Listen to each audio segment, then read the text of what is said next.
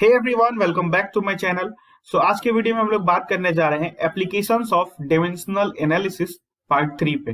ठीक है, जो इससे पहले मैंने 2 पार्ट अपलोड किए हैं based on application of dimensional analysis पे। उसका लिंक मैं आपको डिस्क्रिप्शन में दे दूंगा, आप वहां से जाके उन वीडियोस को देख सकते हैं। ठीक है, एंड प्लेलिस्ट सेक्शन चेक कर सकते हैं इस चैनल का, वहां पर आपको और भी वीडियोस मिल जाएंगी। ठीक है, रिगार्डिंग डायमेंशनल एनालिसिस। तो इस वीडियो को स्टार्ट करते हैं। इसमें मैं आपको जो थर्ड डायमेंशनल एनालिसिस का एप्लीकेशन है वो आपको बताऊंगा। तो वो एप्लीकेशन क्या है, देखो, फॉर्मूला यूजिंग डायमेंशनल एनालिसिस। मतलब आप डायमेंशनल एनालिसिस का यूज करके फॉर्मूला भी फाइंड कर सकते हैं किसी भी चीज का। ठीक है, बट इसमें भी एक लिमिटेशन है। वो लिमिटेशन क्या है वो मैं नेक्स्ट वीडियो में बताऊंगा। बट अभी आप ये समझो कि फॉर्मूला फाइंड कर सकते हैं यूजिंग डायमेंशनल एनालिसिस। कैसे फाइंड कर सकते हैं? तो आपके सामने एक गिवन सेट ऑफ इंस्ट्रक्शंस होंगे। ठीक है, एक क्वेश्चन आपको दिया होगा, उसमें कुछ इंस्ट्रक्शन दिए होंगे एंड उनको देख करके आप फॉर्मूला डिराइव कर सकते हैं। ठीक है, यूजिंग डायमेंशनल एनालिसिस का। तो अब मैं ये क्या कह रहा हूं, थोड़ा सा मैं आपको ओवरव्यू देना चाहता हूं। बाद में अभी हम लोग क्वेश्चन सॉल्व करेंगे 2-3, तो आपको कॉन्सेप्ट क्लियर हो जाएगा। तो देखो मैं क्या बता रहा हूँ, आपके सामने क्वेश्चन में गिवन क्या होगा। जैसे मान लो एक क्वांटिटी एक्स आपको गिवन होगी एंड बताया हुआ कि ये क्वांटिटी जो है बाकी कुछ अदर क्वांटिटीज पे डिपेंड करती हैं। तो अगर इसको आपको मान लेना है कि x अगर डिपेंड कर रहा है तो मान लेंगे आप ऐसा डायरेक्टली प्रोपोर्शनल। ठीक है, एंड मान लो x डिपेंड कर रहा है लेट से y पे, z पे एंड q पे। ठीक है, तो ऐसा आपने मान लिया कि x एक क्वांटिटी है जो डायरेक्टली प्रोपोर्शनल है y z q पे। ठीक है, इस तरह से आप पहले लिख देंगे। जब भी आपको क्वेश्चन दिया रहेगा, कहा रहेगा कि एक तरह का फोर्स है एंड ये डिपेंड करता है इस पे इस पे इस पे, तो आप मान लेंगे डायरेक्टली प्रोपोर्शनल टू जो भी 2 क्वांटिटीज है तो 2 पे मारेंगे, 3 है तो 3 पे मारेंगे, कोई दिक्कत नहीं है। ठीक है, तो वो आप उस क्वेश्चन के हिसाब से अरेंज करेंगे। तो पहले काम ये है कि जो भी डिपेंडेंसी आप उसको लिख देंगे डायरेक्टली प्रोपोर्शनल टू, और जो भी जिन पे डिपेंडेंट कर रहा है उसको लिख देंगे। अब देखो एक चीज मैं आपको बताना चाह रहा हूँ, अगर मान लो आपके सामने इस तरह से दिया हुआ है a is equal to x. ठीक है, तो आप कहेंगे जो x का वैल्यू होगा वही a का वैल्यू होगा। मतलब कहीं ना कहीं a x पे डिपेंड कर रहा है, या आप कह सकते हैं x भी a पे डिपेंड कर रहा है। ठीक है, अगर मैं इस तरह से लिख दूं a is equal to x square. ठीक है, तो आप कहेंगे कि a जो है अब x के स्क्वायर पे डिपेंड कर रहा है। ठीक है, तो ये डिपेंडेंसी भी अलग अलग तरीके का है। एक बार x के पावर 1 पे डिपेंड कर रहा था, अभी x के पावर 2 पे डिपेंड कर रहा है। अगर ऐसा मैं लिख दूं a is equal to root x, तो अब कैसे डिपेंड कर रहा है, x टू दी पावर 1/2 पे डिपेंड कर रहा है ना, क्योंकि रूट हटता है तो 1/2 पावर लेते हैं। तो देखो डिपेंडेंसी भी है तो वो अलग अलग तरीके की है। ठीक है, ये पावर्स जो है ये अलग अलग तरीके के हो सकते हैं।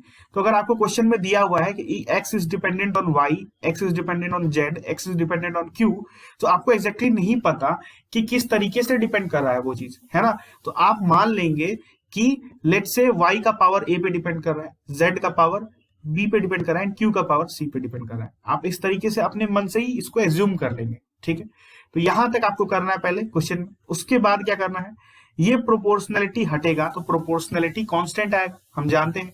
तो x इज इक्वल टू, मान लो प्रोपोर्शनलिटी कांस्टेंट हमने k मान लिया। ठीक है, एंड y का पावर a, z का पावर b, q का पावर c, इस तरीके से। तो अब ये जो k है ये तो डायमेंशनलेस होगा, ये तो कांस्टेंट है ना। तो ये प्रोपोर्शनलिटी कांस्टेंट, तो इसका तो डायमेंशन होगा नहीं, तो इसको हम लोग हटा देंगे, इसको कंसीडर नहीं करेंगे। उसके बाद आप क्या लिखेंगे, देखो आप लिखेंगे x is equal to y का पावर a, z का पावर b, q का पावर c। अब x जो भी क्वांटिटी आपको दिया रहेगा उसका आपको डायमेंशन पता होगा। ठीक है, बहुत नॉर्मल सी क्वांटिटीज दी होती है, अक्सर नहीं पता होगा तो आप फाइंड कर लेंगे, क्योंकि आपने डायमेंशन फाइंड करना सीखा हुआ है अच्छे लेवल पे। तो आप x का डायमेंशन फाइंड करके उसको मान लो एम एल टी, या अगर और भी कोई फंडामेंटल क्वांटिटी यूज हुई तो उसके टर्म पे रिप्रेजेंट कर देंगे, एंड उस पर भी पावर होगा जो भी है ना। जैसे मान लो अगर एक्स फोर्स है तो क्या लेंगे, M L T raise to -2 is equal to, अब y जो है ये कुछ क्वांटिटी होगा, z कुछ क्वांटिटी होगा, q कुछ क्वांटिटी होगा, तो इसका भी डायमेंशन आप लिखेंगे। तो ठीक है, तो इसका भी डायमेंशन का पावर a, जैसे y का आपने डायमेंशन लिख दिया, फिर z का डायमेंशन आप लिखेंगे, उसका पावर b, फिर q का डायमेंशन लिखेंगे, उसका पावर c। तो ये सब भी कहीं ना कहीं mlt एंड कुछ फंडामेंटल क्वांटिटीज के तौर पे आ जाएगा। एंड देन उसके बाद आप कंपेयर करके a b का वैल्यू निकालेंगे। ठीक है, कंपेयर करके ए बी का वैल्यू निकालेंगे। तो ये मैंने लास्ट स्टेप क्या कहा ये आपको क्वेश्चन सॉल्व करते वक्त समझ आएगा। अभी बस इतना समझो कि आपके सामने एक क्वेश्चन रहेगा जहां पे आपको एक क्वांटिटी है, वो कुछ अदर क्वांटिटीज पे डिपेंडेंट दिखाई जाएंगी, तो आप उसको इस तरह से लिख देंगे, x is directly proportional to जो भी क्वांटिटी है, मतलब एक्स की जगह पर वो आप लिख देंगे इस तरह से, एंड पावर आप मान लेंगे ए बी सी, एंड उसके बाद एक के लिखेंगे, के को हटा देंगे नेक्स्ट स्टेप में। उसके बाद आप कंपेयर करने लगेंगे यूजिंग डायमेंशंस। तो अभी ये क्या मैंने कहा आपको मे बी ना समझ आया हो, बट अभी जब मैं क्वेश्चन लूंगा तो आपको ये पूरा क्लियर हो जाएगा। एक क्वेश्चन मैं लेता हूं, देखो स्क्रीन पर एक क्वेश्चन आप देख सकते हैं। यहां पर दिया हुआ है for a particle to move in a circular orbit, एक पार्टिकल सर्कुलर ऑर्बिट में मूव करने के लिए यूनिफॉर्मली, मतलब एक स्पीड से मूव करने के लिए जो सेंट्रीपिटल फोर्स है, सेंट्रीपिटल फोर्स वो फोर्स जो सेंटर की तरफ लगता है, is required, which in fact depends upon mass, velocity and radius of the circle, express centripetal force in terms of these quantities। तो देखो ऐसा जरूरी नहीं कि आप फॉर्मूला जानते हैं, बस आपको एक चीज ध्यान रखना है कि कौन सी क्वांटिटीज किन पे डिपेंडेंट बताई गई हैं। तो यहां पर जो सेंट्रीपिटल फोर्स है, सेंट्रीपिटल फोर्स, ये डिपेंडेंट किस पे बताया गया है, मास पे, वेलोसिटी पे, रेडियस ऑफ द सर्कल पे। ठीक है, तो आप लिखेंगे force is directly proportional to mass, velocity and radius। अब कैसे प्रोपोर्शनल है ये तो आपको नहीं पता, तो आप मान लेंगे क्या, ए बी सी, जैसा मैं आपको बता रहा था यहाँ पर, है ना। आपने एक क्वांटिटी लेना है, उसको डायरेक्टली प्रोपोर्शनल मान लेना है, and power A B C, and A B C का जो भी पावर आएगा उसके रिगार्डिंग वो अरेंज हो जाएगा बाद में। ठीक है, ये आपको समझ आएगा अभी। तो ये तो फर्स्ट स्टेप हमने कर लिया। दूसरा स्टेप मैंने आपको क्या बताया था, प्रोपोर्शनलिटी हट जाएगा तो कांस्टेंट आ जाएगा। तो एफ इज इक्वल टू आप क्या लिखेंगे, के एम का पावर ए, भी का पावर सी, आर का पावर सी, है ना, भी का पावर बी, आर का पावर सी, इस तरह से। अब के क्या है, कांस्टेंट है, तो इसको तो कंसीडर नहीं करेंगे। अब हम डायमेंशंस फाइंड करना चाहते हैं। तो आप फोर्स का डायमेंशन क्या होता है बताओ, लिखेंगे M L T raise to -2। ठीक है, इज इक्वल टू, हम जानते हैं M L T raise to -2 ये क्या है, फोर्स का डायमेंशन है पहले से ही। अब ये एम क्या है यहाँ पर देखो क्वेश्चन में, तो आपको मास दिया हुआ है, तो आप लिखेंगे क्या, एम का पावर ए, है ना, इस तरह आपने बंद कर दिया। फिर वी, वी क्या है बताओ, यहाँ पर यहाँ वेलोसिटी दिया, तो वेलोसिटी का डायमेंशन क्या होता है, एल टी रेस टू -1 का पावर बी। ठीक है, एंड रेडियस, रेडियस का डायमेंशन क्या होता है, तो radius is a type of length आप कह सकते हैं, तो एल ले लेंगे हम इसको, एंड इसका पावर क्या हो गया, सी। अब देखो इधर एम का पावर ए है, तो आपने एम का पावर ए लिख दिया। एल का पावर यहाँ पर क्या है, देखो ये बी अंदर आ जाएगा, तो एल का पावर यहाँ बी है, एंड यहाँ पर क्या है, एल का पावर सी है। तो अब एल का पावर बी प्लस सी हो जाएगा ना, सेम बेस है तो ऐड हो जाएंगे एक्सपोनेंट्स, है ना। तो एल का पावर यहाँ लिखेंगे आप B plus C, and T का पावर क्या है, यहाँ माइनस बी है, इसके ऊपर देखो ये तो माइनस बी ये है, और यहाँ पे टी तो और कोई है नहीं, तो ये लिखेंगे टी का पावर माइनस बी, इस तरीके से। तो आपने एम एल टी के फॉर्म में लिख लिया, इसको ऐसा बंद कर दिया ब्रैकेट के अंदर। अब देखो एंड इधर आपने लिख दिया M L T raise to -2। तो अब ये डायमेंशनली सेम होने चाहिए। हमने प्रिंसिपल ऑफ होमोजेनिटी का यूज किया है यहाँ से। आप यहाँ इस स्टेप के बाद, इस वाले स्टेप के बाद नीचे लिख सकते हैं by using principle of homogeneity, and then इसको सॉल्व कर सकते हैं। तो अब आप कंपेयर करोगे तो आपको ए बी सी का वैल्यू फाइंड हो जाएगा। तो नाउ वी विल कंपेयर। तो देखो m का पावर यहाँ क्या 1 है, यहाँ m का पावर क्या a है, तो a का वैल्यू कितना आ गया आपको 1 आ गया। दूसरा l का पावर यहाँ क्या 1 है, और यहाँ क्या है b प्लस सी, यानी b प्लस सी कितना आ गया आपको 1 आ गया।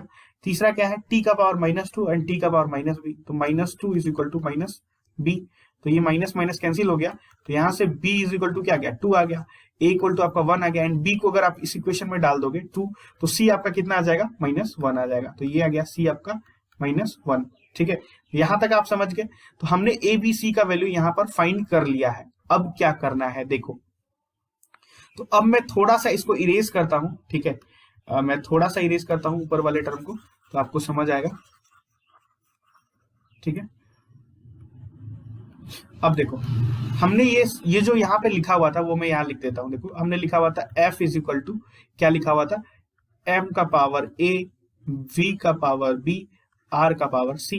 अब हमने a b c का वैल्यू फाइंड कर रखा है। तो m का पावर a कितना आया 1 आया है, तो आप लिखेंगे f is equal to m का पावर a का मतलब वो एक है 1, तो m का पावर 1 है ना। v का पावर b, तो v कितना है आपके b कितना है आपके सामने बताओ, तो b 2 आया है, यानी v स्क्वायर है ना, mv स्क्वायर।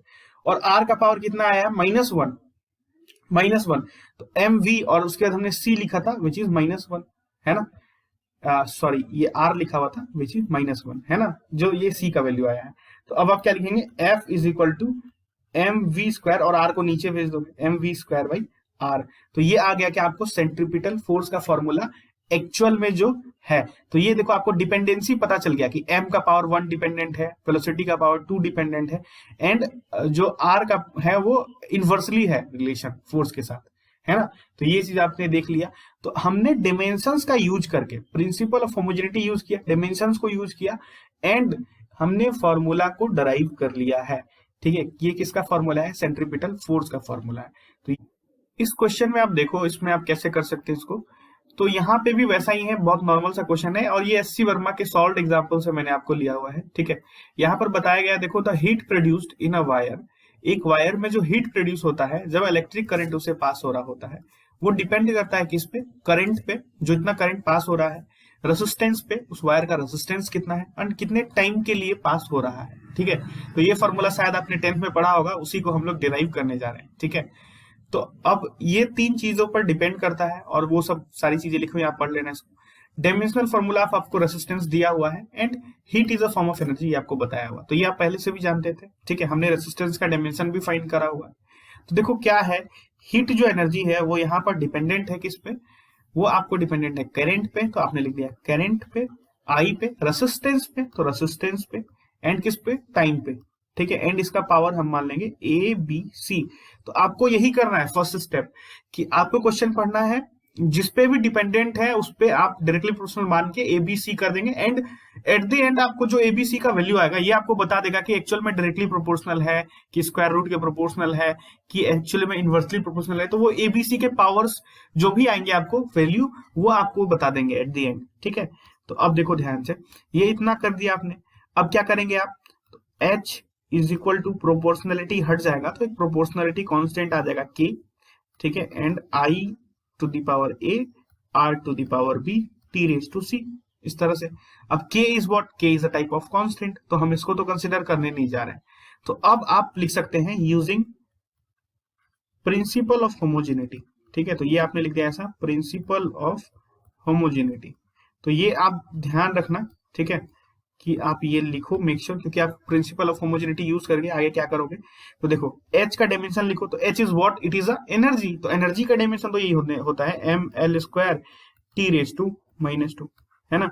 ये क्वेश्चन मैं पूरा नहीं करने जा रहा, मैं आपको एट द एंड पूरा करके छोड़ दूंगा, बस आप कैलकुलेट कर लेना पावर को। ठीक है, बस एक चीज इसमें मैं बताना चाह रहा हूँ, उसी के लिए मैं ये क्वेश्चन मैंने लिया हुआ है। देखो, तो ये आपने लिख दिया, हीट का डायमेंशन लिख दिया। अब I is what? I is a current. अब करंट तो खुद ही फंडामेंटल है, तो इसको अब और फंडामेंटल क्या लिखना है ना, तो आई का पावर तो यही रह गया।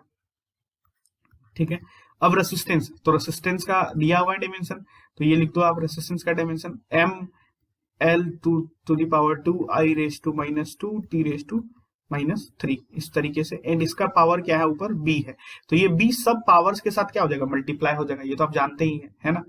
एंड उसके बाद आपको क्या दिया हुआ है? टाइम, तो टाइम तो खुद ही fundamental, T raise to C, इस तरीके से।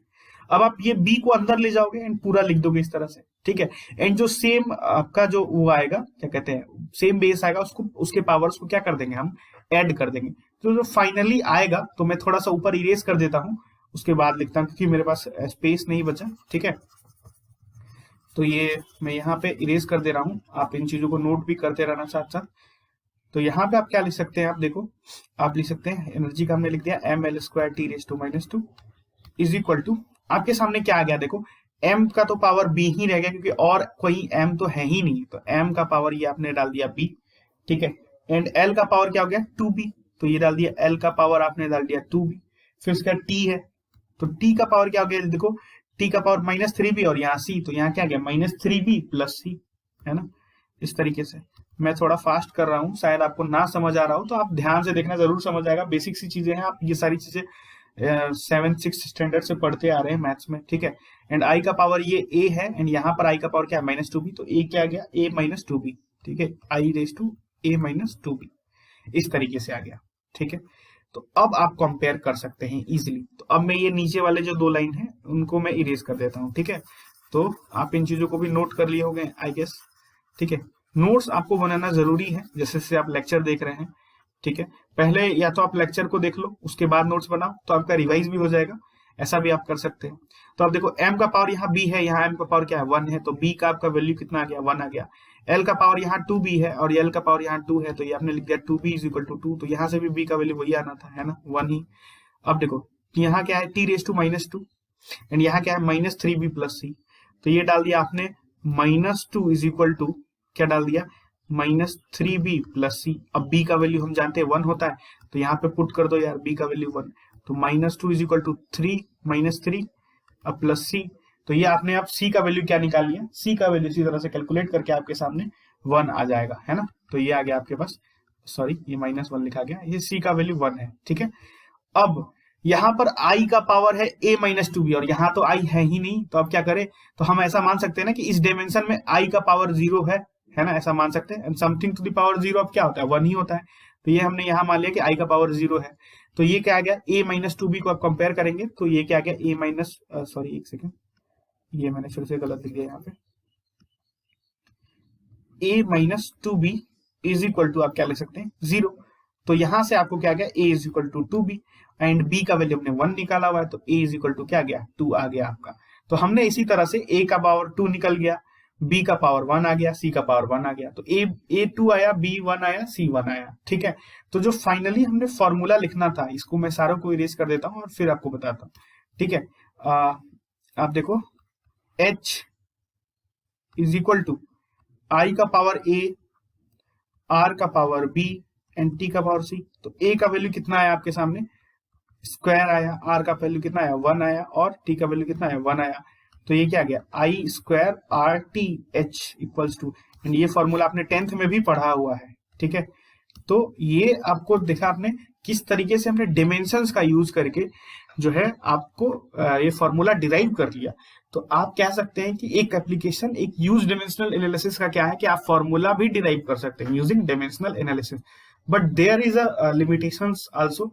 तो लिमिटेशंस को मैं नेक्स्ट वीडियो में बताऊंगा, वहां मैं बताऊंगा कि डिमेंशनल एनालिसिस के क्या लिमिटेशंस कह सकते हैं एंड क्या क्या चीजें गलत हो सकती हैं डिमेंशनल एनालिसिस को यूज करके। कहीं कहीं हर एक्सेप्शंस आर ऑलवेज देयर, तो कुछ ना कुछ लिमिटेशंस तो रहेगा ही, है ना। तो वो चीजें हम लोग नेक्स्ट वीडियो में डिस्कस कर रहे होंगे। एक क्वेश्चन मैंने और लिया हुआ है, इसको आप होमवर्क के तौर पे देता हूँ, काफी आसान क्वेश्चन है, इसको सॉल्व करके कमेंट सेक्शन में जरूर बताना, ठीक है। एंड वीडियो पसंद आई हो तो चैनल को सब्सक्राइब जरूर करना। Thanks for watching the video.